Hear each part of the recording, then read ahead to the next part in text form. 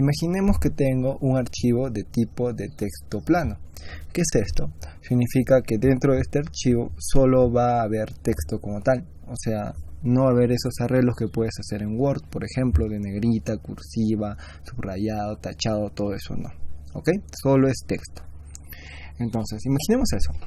Yo quiero hacer un cambio, tal vez a este archivo, y lo que usualmente nosotros hacemos es poner archivo.txt y luego le pongo archivo final, luego archivo final, archivo final tal vez 1, final 2, final 3, etcétera, ¿no? Es creo que lo que todos hacemos siempre.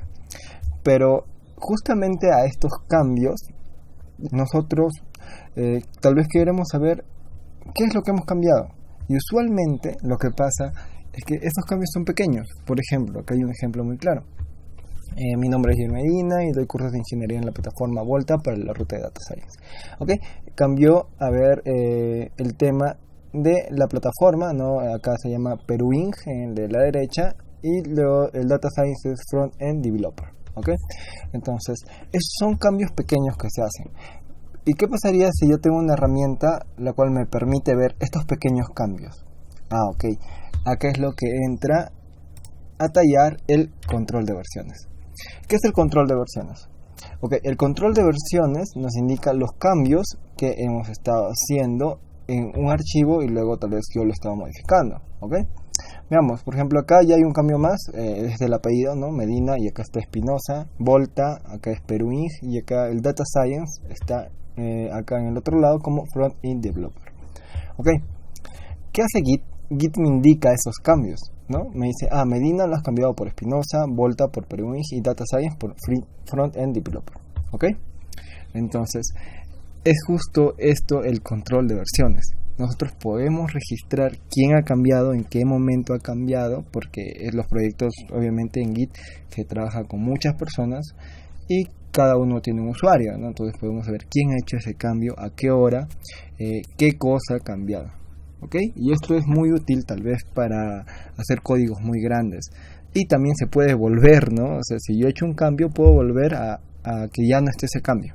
¿Me entienden? Entonces es muy práctico, es muy utilizado. Git en sí es de los mismos creadores de los kernels de Linux. Entonces, si ustedes ya saben, línea de comandos y terminal, que de hecho es como que un pequeño prerequisito para poder llevar este curso, porque vamos a utilizar como tal línea de comandos basados en Linux. Y ahora lo vamos a ver. Vamos a ver un poquito de los comandos básicos. Ok, ¿cómo es que funciona todo esto?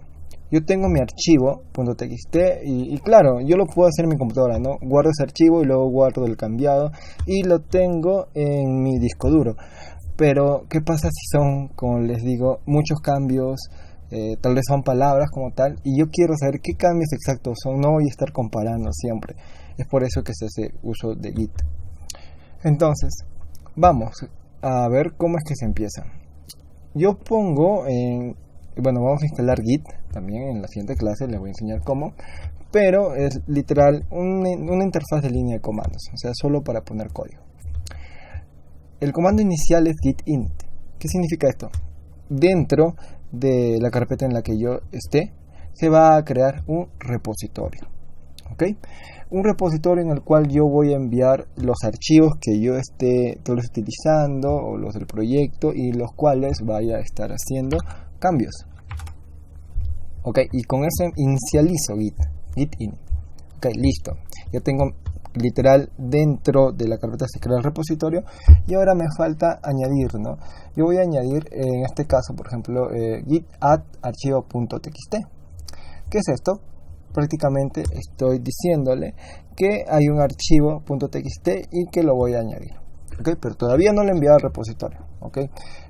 Quiero que tengan esto claro. Antes de tal vez enviarlo al repositorio como tal, hay una fase media, que lo cual vamos a explicar más adelante, pero no aún no está en el repositorio. Solo que es como si le avisara, ¿no? Que hay un archivo txt dentro de esta carpeta.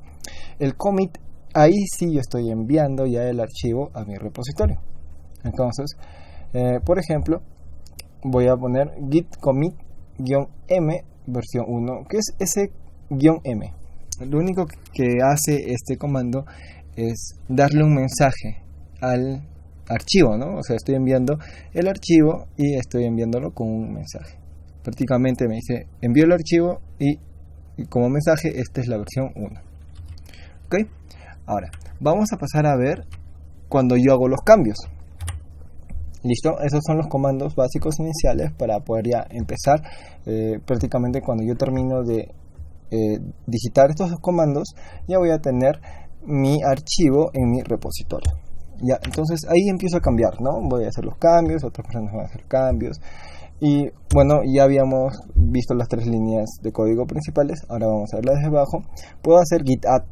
El git add me indica que puedo añadir a todos los archivos que están dentro de la carpeta. Entonces les estoy indicando, ¿no?, que hay todos estos archivos y con todos estos archivos voy a estar trabajando. Con el commit, como ya saben, lo envío.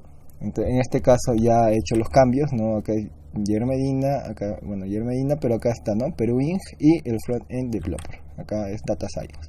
Okay, ya he hecho esos cambios y voy a enviarlo a mi repositorio. Lo envío con el commit y añado el mensaje que diga cambios a versión 1. ¿Para qué? Para tener como que más guía al momento de yo ver ese nuevo archivo que estaba enviando al repositorio, ¿no? Los mensajes son muy útiles, siempre acostúmbrense a hacerlo, desde ahora les voy diciendo eso.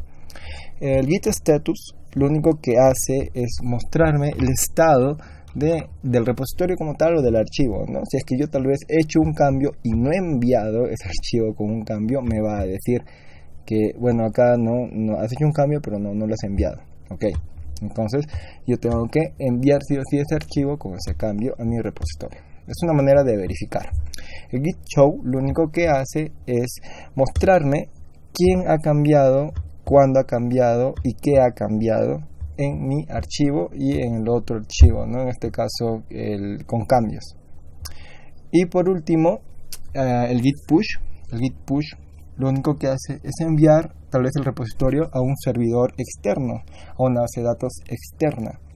Esto es muy usado tal vez cuando se hace evaluaciones vía internet y por ejemplo los que están evaluando tienen su base de datos y prácticamente lo que haces es hacer los cambios o resuelves el examen todo ya con los cambios hechos, o sea, en este caso serían las respuestas, le das un push a su base de datos. ¿Ok? Entonces, estos son los comandos básicos con Git. Váyanse familiarizando tal vez un poco, porque en las siguientes clases ya vamos a estar tocando más a detalle. Bueno, ya sabemos los básicos, ¿no? El init, el add y el commit. Eso es lo fundamental para poder empezar en este mundo del Git y GitHub. Eso sería todo por esta clase. Nos vemos en la siguiente.